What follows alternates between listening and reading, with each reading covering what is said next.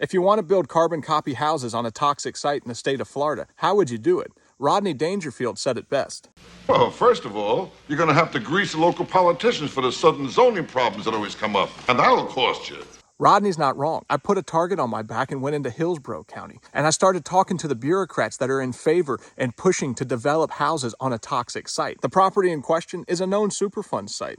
It's on the national priority list. It's called the Sidney Sludge Pond. It was an old phosphate mine in Hillsborough County, and the county actually used the property to dispose of 16 million gallons of used oil. They dumped it in unlined ponds. Now they want to build houses on this site. Now, it's important to note that 2 Hillsborough County commissioners have received multiple campaign contributions from the property owner of this toxic site. He also hosted one of those commissioners' campaign kickoff at his private residence. That would be Commissioner Miller.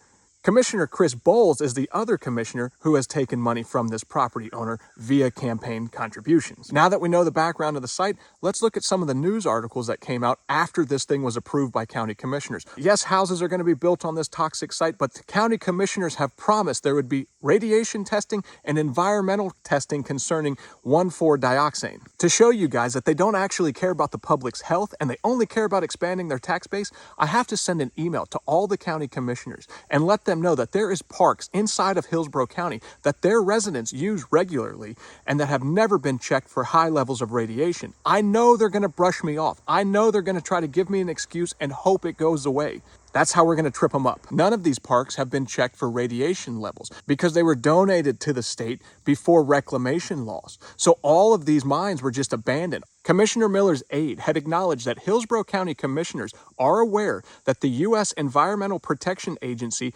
doesn't handle anything with phosphate mines, and that the Florida Department of Environmental Protection points towards the Florida Department of Health. In fact, the Florida Department of Health is the only agency tasked with radiation concerns on formerly mined phosphate lands. All the Hillsborough County commissioners would have to do is pick up the phone, call the Department of Health, and request a radiation survey, but they will not do it. I asked them about the Sidney sludge ponds, too.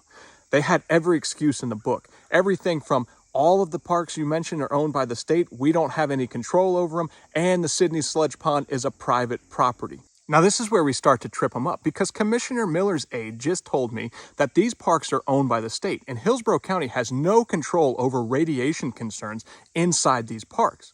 Well, then I pointed out that Hillsborough County actually paid for a third party to come in and conduct a radiation survey in a Hillsborough County park that is actually owned by the state that they just told me they have no control over.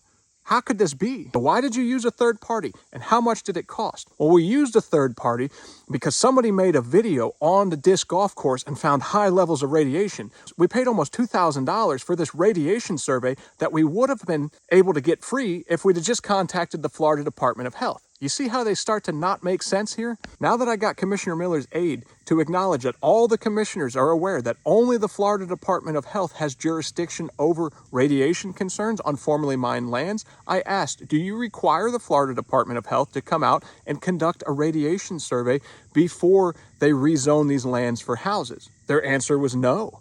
I said, well, if you're using a third party, do you have any documentation from the Florida Department of Health that says a third party is appropriate and is okay? They don't have any documentation of that. And if the commissioners are using a third party, they know that's not the correct agency. They know that only the Florida Department of Health has jurisdiction because they admitted it to me in an email. As far as the other environmental testing that Hillsborough County commissioners promised would take place, in 2019, the environmental consultant for the property owner sent an email to the FDEP. He was pushing to have the deed restrictions that were put in place to keep the public safe removed from the Superfund site.